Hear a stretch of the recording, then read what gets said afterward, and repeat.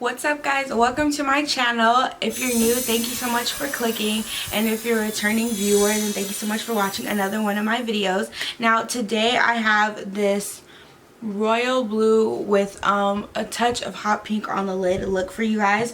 I did use the Alyssa Edwards palette as well as the Jeffree Star Jawbreaker palette today. So if you guys want to see how I got this look and want to see how I do my makeup today, then just keep watching, and don't forget to subscribe to my channel before you do, and don't forget to give this video a big thumbs up. Now let's get into the video.